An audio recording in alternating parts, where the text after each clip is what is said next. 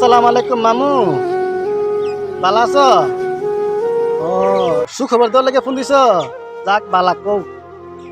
মামা তো মানে বিয়া ঠিক হয়েছে? ও ঠিক না, তোমরা ছেলে দেখে পছন্দ হয়েছে, ছেলে পেশা দেখে পছন্দ হয়েছে? মামা তো বন্ধু ছেলের পক্ষে পছন্দ করছে। যাক বালা, একটা দিন তো ঠিক করে বিয়া দিলাইতা, সমস্যা আছে কি?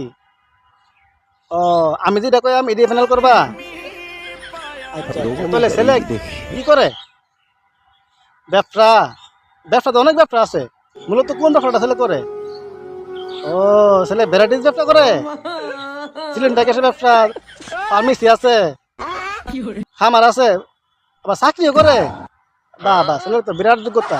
কিন্তু মামা ছেলের যোগ্যতা থাকলো বিয়া ধরুন এনে ধনী তো না কেরে। আবার তুমি বুঝো না, বর্তমানে ট্রেন্ডিং ব্যবসা হলো তোমার শশার ব্যবসা আর লেবুর ব্যবসা।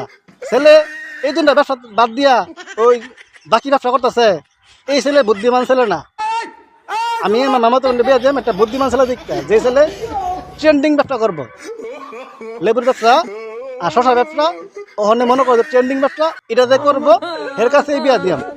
আমার ডিসিশন ফাইনাল। না না, আমার অন্য কিছু করলে কামে তো না। ডিসিশন মামু ফাইনাল হই। যদি বাইক না মনে করো, আমার ডিসিশন ফাইনাল। যে ছেলে বর্তমানে ট্রেন্ডিং ব্যবসা, লেবু ব্যবসা আর শশা ব্যবসা করবো, তার কাছে মামা তো বন্ধু আমি সমর্পণ করে দেবো। হ্যাঁ, this is my final. Final of the year. This is my final কথা।